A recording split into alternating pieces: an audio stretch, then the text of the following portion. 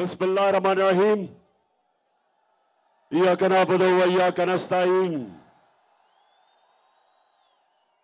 अच्छा स्वामी, पहले मुझे हाथ खड़ा करके आपने बताना है किधर तक मेरी आवाज जा रही है, किधर तक आवाज जा रही है।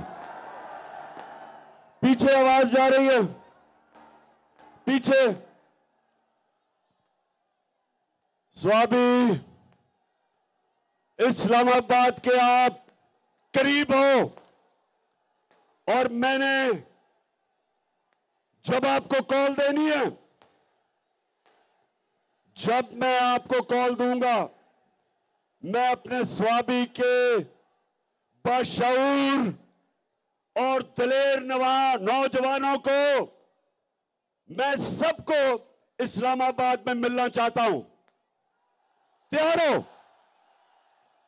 हाथ खड़े करके मुझे बताओ कि इस मुल्क की हकीकी आजादी के लिए आप इस्लामाबाद आएंगे? हाथ खड़ा करके बताओ।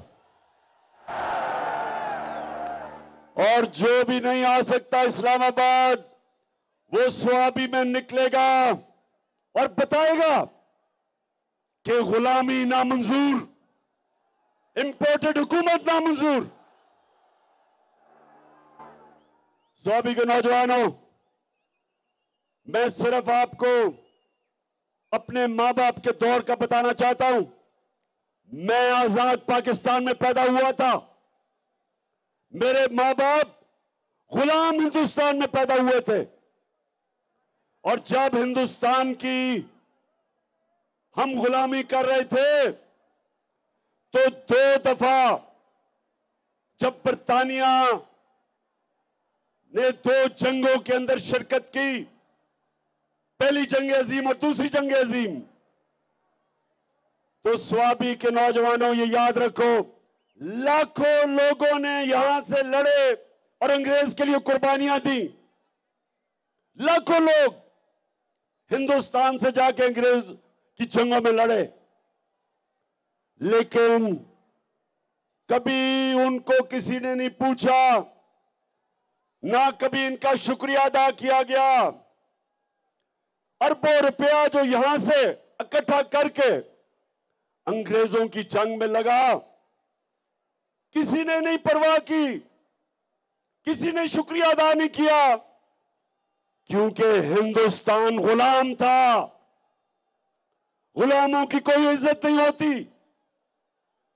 और मुझे अफसोस से कहना पड़ता है कि जब अमेरिका की जंग हुई 9/11 के बाद और पाकिस्तान ने अमेरिका की जंग में शिरकत की, तो सबको आपको पता है कितने पख्तूनख्वा से लोगों ने कुर्बानियां दी अंग्रेज की जंग में, अमेरिकनों की जंग में। 80,000 पाकिस्तानियों ने कुर्बानियां दी। और यहां कबायली इलाके के लोग जो सारे पख्तूनख्वा के साथ अब पख्तूनख्वा का हिस्सा बन चुके हैं, कबायली इलाके के लोगों ने सबसे ज्यादा कुर्बानी दी। 35 लाख लोगों ने नकल मुकानी की। लेकिन क्या किसी ने पाकिस्तान का शुक्रिया अदा किया? क्या अमेरिका ने कहा कि शुक्रिया पाकिस्तान, आपने 80,000 अपने लोग कुर्बान कर दिए, हमारी फौज 3 गुना ज्यादा हमारी फौजियों ने कुर्बानी दी बनिस्बत जो अमेरिकन अफगानिस्तान में जिनकी जानें गई? किसी ने शुक्रिया अदा नहीं किया, बल्कि कई वहां से आवाजें उठी अमेरिका से कि पाकिस्तान की वजह से वो जंग नहीं जीत सके अफगानिस्तान में। तो पाकिस्तानियों, मेरे गयूर बाशऊर स्वाबी के नौजवानों, मेरे पाकिस्तानियों, ये याद रख लो कि गुलामों की कोई इज्जत नहीं होती। इसलिए इसलिए ये जो इंपोर्टेड हुकूमत अमरीकी साजिश के तहत बाहर की साजिश और अंदर की साजिश ने मिलके जो ये हुकूमत हमारे पे मुलव्वस की है, मेरी कौम आप तैयार हो जाओ। हमने किसी सूरत अमरीकों के गुलामों को, चोरों और डाकुओं को हमने किसी सूरत तस्लीम नहीं करना। इसलिए आप सबने स्वाबी पास है इस्लामाबाद से, आप सबने आना है और मेरे साथ शिरकत करनी है और हमने इस इंपोर्टेड हुकूमत को पैगाम देना है। और जिन्होंने मुसल्लत किया ये हुकूमत कि ये एक आजाद कौम है, हम वो लोग हैं जो कि दुनिया के सबसे अजीम लीडर हमारे नबी सल्लल्लाहु अलैहि वसल्लम, हम उनकी उम्मत हैं। और स्वाबी जब पाकिस्तान बन रहा था, पाकिस्तान का नारा क्या था? नारा यह था कि पाकिस्तान का मतलब क्या? जब ना था कुछ यहाँ था मगर तू ही तू, अल्लाह अल्लाह अल्लाह।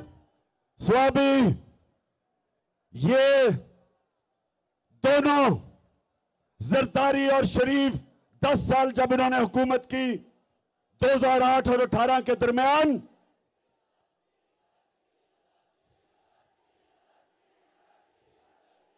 और ठीक कह रहे हो, शुक्रिया याद कराने का, डीजल इनके साथ फिट हुआ था। इन थ्री स्टूजेस ने 10 साल जब हुकूमत की मिलके, तो नौजवानों 400 ड्रोन अटैक हुए पाकिस्तान के ऊपर, 400। और कबायली इलाके में आप जानते हैं कि ड्रोन अटैक क्या होता है? आपको पता है क्या होता है? 4000 मील दूर बैठ के एक कमरे के अंदर कंप्यूटर गेम खेली जाती है, बटन दबा के। 4000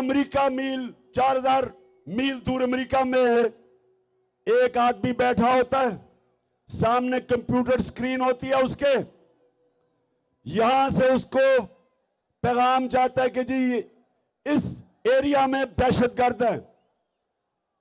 4000 मील दूर बैठ के वो बटन दबाता है, बम गिरता है, नीचे कौन मरता है कभी किसी को पता नहीं चला। लेकिन सुने जरा मेरी बात, वहां औरतें बच्चे मरे, बुजुर्ग मरे।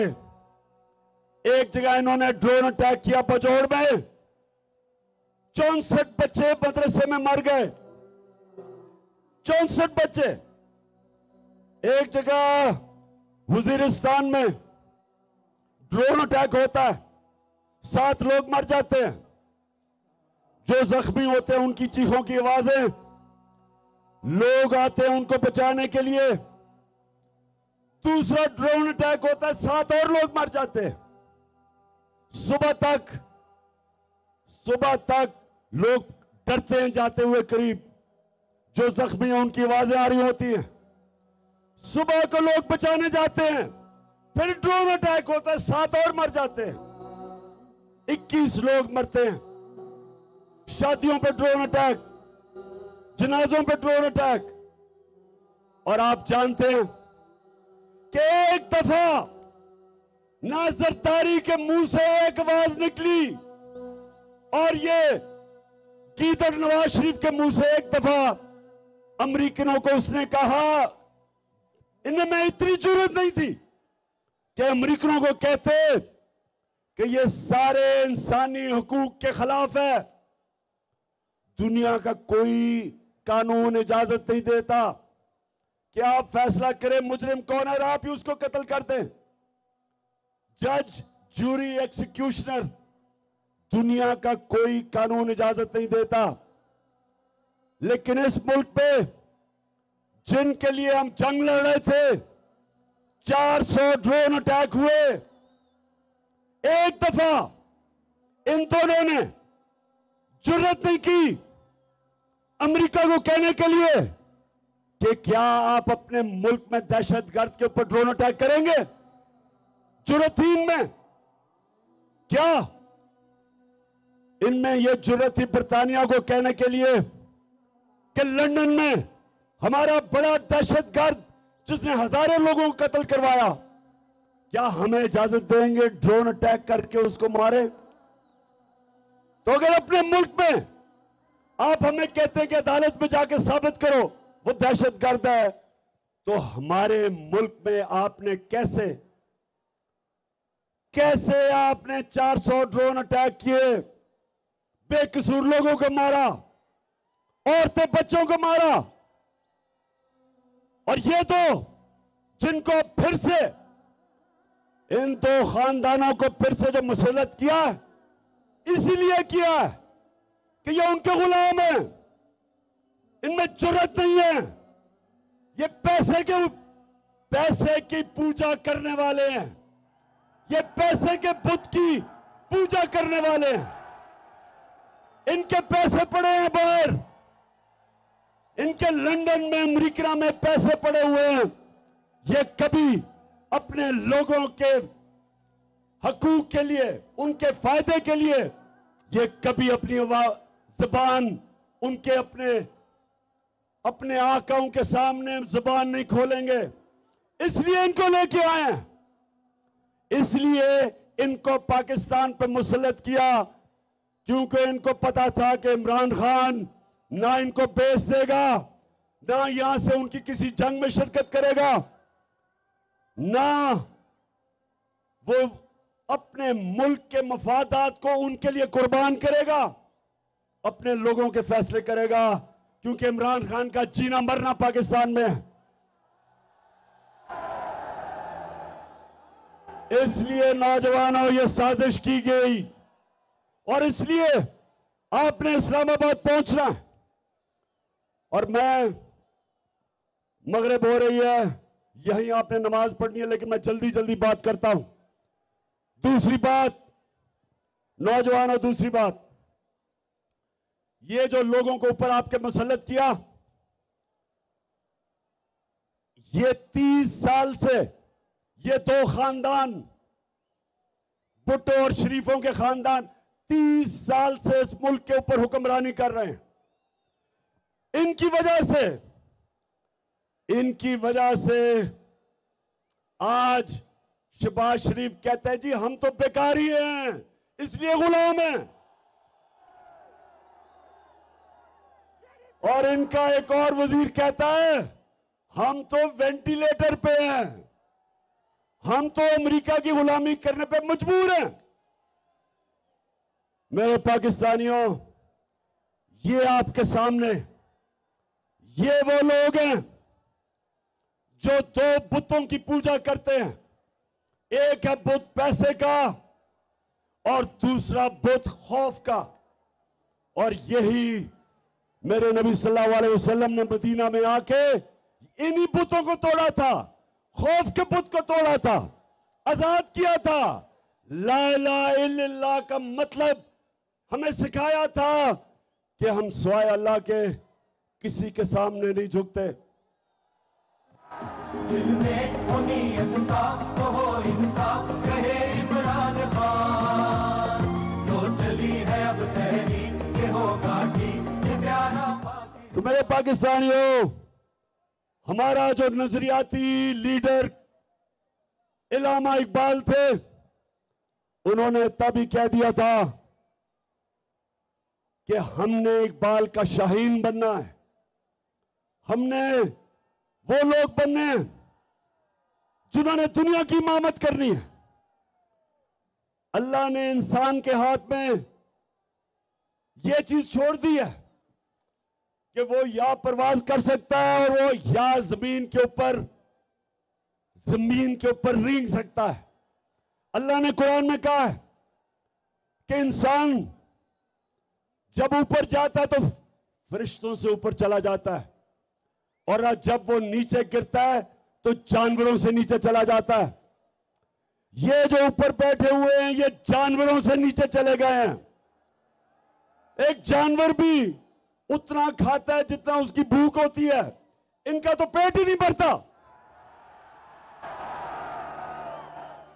इसलिए मेरे नौजवानों, हमने अपने मुल्क को बचाने के लिए और आजाद रखने के लिए निकलना है। एक दफा मुल्क के इदारे तबाह हो जाए, मुल्क तबाह हो जाता है। जब चोर ऊपर बैठ जाएं, वो सबसे पहले मुल्क के इदारे तबाह करते हैं। FIA आज हमारी आंखों के सामने तबाह हो रहा है। 2 उनके ऑफिसर जिन्होंने बड़ी मेहनत से शहबाज शरीफ और इसके बेटों के ऊपर 24 अरब रुपए के करप्शन के केस, मनी लॉन्ड्रिंग, नौकरों के नाम पे, चपरासियों के नाम पे अरबों रुपया जो उन्होंने पकड़ा, एक हार्ट अटैक से मर चुका है,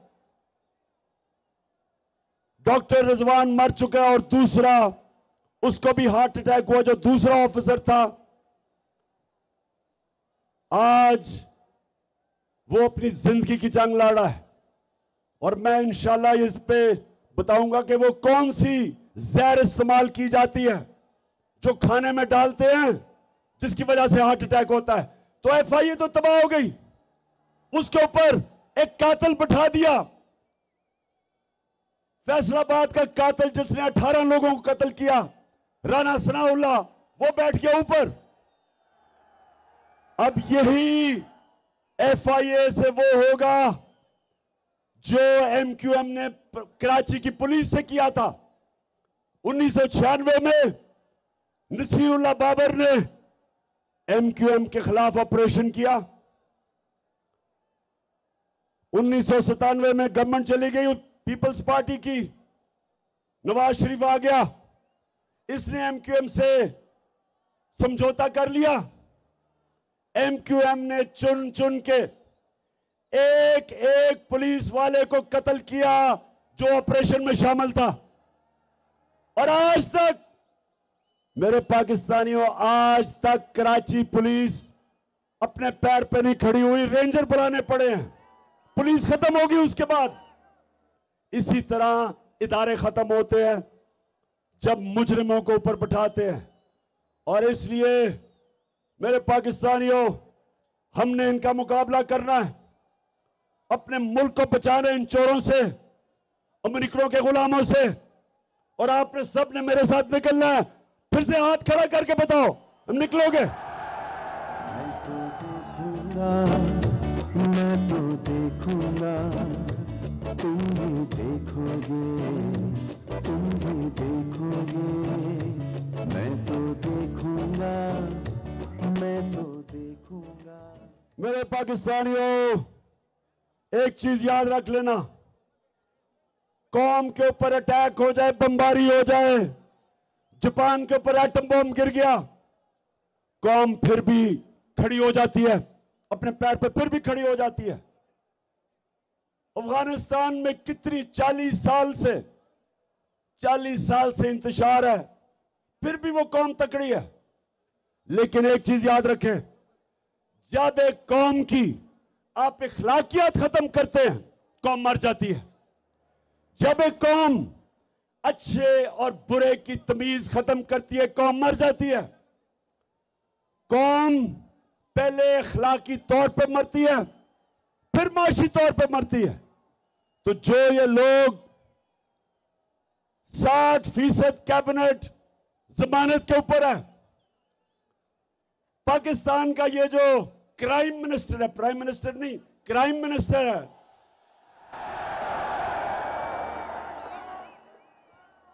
इसके ऊपर ये जमानत पे भी है, और इसके ऊपर और बेटे जो चीफ मिनिस्टर है, इनके ऊपर सिर्फ FIA में 24 अरब के केसेस हैं, नैब में अलग केसेस हैं। जो इसका भाई लंदन में बैठ के पाकिस्तान के फैसले कर रहा है, वो सजा याफ्ता है, मफरूर है, डाकू है, चोर है, झूठा है। उसकी बेटी जो तकरीरें करती फिर रही है और इसके पीछे रेंजर और इतना प्रोटोकॉल मिल रहा है, वो सजा याफ्ता है, जमानत पे है। तो जिस मुल्क में इस तरह के लोगों को बड़े बड़े ओहदों पे बिठा दिया जाए, उस मुल्क की अखलाकियात तबाह हो जाती है। कौन मेहनत करेगा? क्यों नौजवान 14 साल पढ़ाई करे, मेहनत सुबह से लेकर शाम तक मेहनत करे, जब चोरी में और करप्शन में पैसा बन जाता है, इससे कौमें तबाह होती हैं। चाइना जब उठा और आज दुनिया में सबसे तेजी से तरक्की कर रहा है, 450 वजीरों को उसने करप्शन में पकड़ा। पिछले 7 सालों में 450 वजीरों को करप्शन में पकड़ा। कोई कौम तरक्की नहीं कर सकती जब तक उसकी अखलाकियात ऊपर ना हो। इसलिए हमारे नबी सल्लल्लाहु अलैहि वसल्लम ने मदीना में अमर बिल मारूफ, उन्होंने अपनी कौम को कहा कि तुम हक और सच के साथ खड़े हो, तुम अच्छाई के साथ खड़े हो और बुराई और बातिल के खिलाफ जंग लड़ो।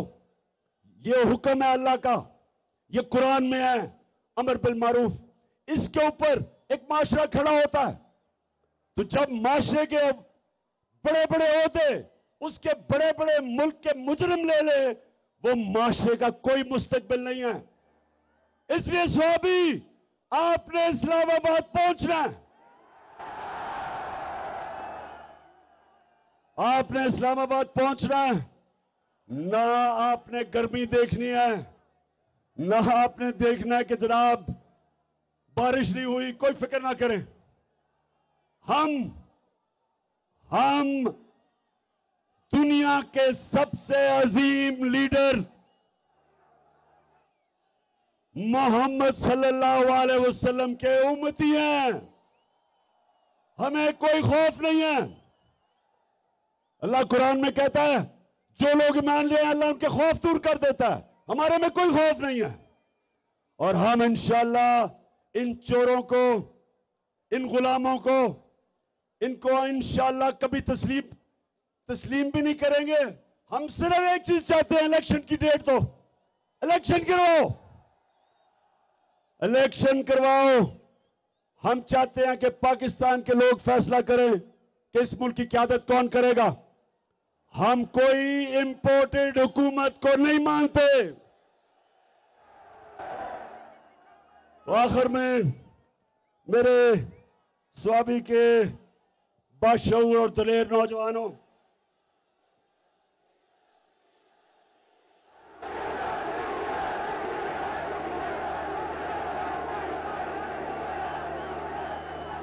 डीजल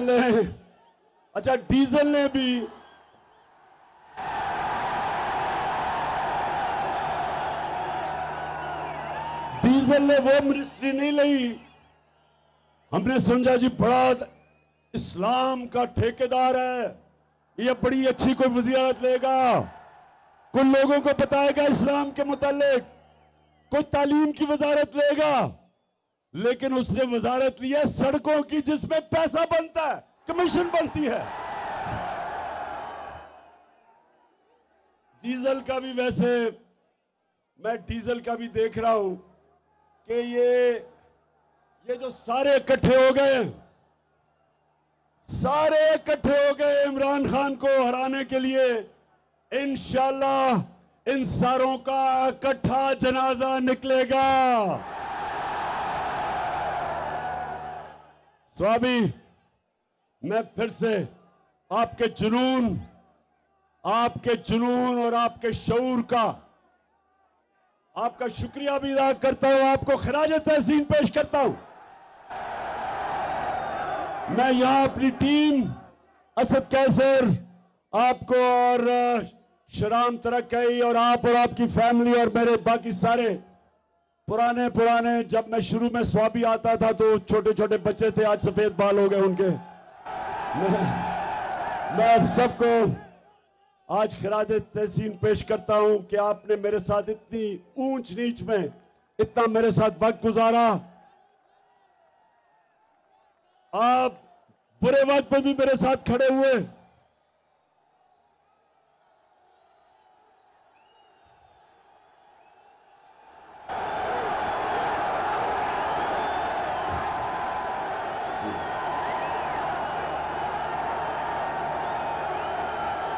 और एक और चीज मैं ये जरूर कहूंगा कि मैं आज सारे पाकिस्तान के सामने ये कह रहा हूं कि वैसे पख्तूनख्वा को मैं खास खिराज तहसीन इसलिए पेश करता हूं,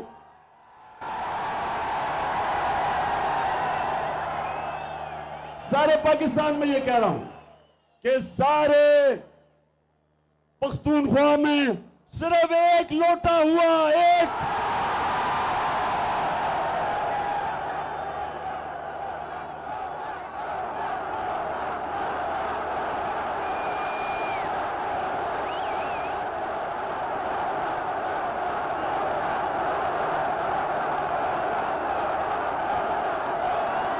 बड़ी बात है। इसका मतलब कि यहां वफादारी भी ज्यादा है, यहां ईमान भी ज्यादा है, यहां माशाल्लाह आपकी अखलाकियात भी ज्यादा है। हालांकि कल फैसलाबाद के लोगों को मैंने कहा, वैसे जिस तरह फैसलाबाद में कल लोग निकले हैं, मैंने कभी अपनी जिंदगी में इस तरह की जोश और जज्बा फैसलाबाद में नहीं देखा। लेकिन मैंने एक गिला किया फैसलाबाद से, मैंने एक गिला किया, मैंने कहा फैसलाबाद सबसे ज्यादा लोटे फैसलाबाद से निकले थे। और उन्होंने मेरे से वादा किया कि एक भी लोटा अगला इलेक्शन फैसलाबाद से नहीं जीतेगा इंशाल्लाह। अब सारे पाकिस्तान को पता है कि लोटे कौन थे, लेकिन इलेक्शन कमीशन को नहीं अभी तक समझ आ रही लोटों की। इलेक्शन कमीशन सारी दुनिया के सामने वो लोटे हुए हैं, लेकिन इलेक्शन कमीशन नुक्ते ढूंढ रहा है किसी तरह उनको बचाने के लिए। अगर आपसे बच भी गए, पाकिस्तान की आवाम से ये नहीं बचेंगे इंशाल्लाह। मेरा पाकिस्तान है, ये मेरा पाकिस्तान है, तेरा पाकिस्तान है, ये मेरा पाकिस्तान है। और आपको ये आखिर में महमूद खान, आपने उसने जो आपके लिए आज फैसला किया है कि यहाँ नाइट क्रिकेट के लिए रोशनी लगेगी स्टेडियम में, उसकी भी मुबारक देता हूं आपको। पाकिस्तान जिंदाबाद, पाकिस्तान पाइंदा।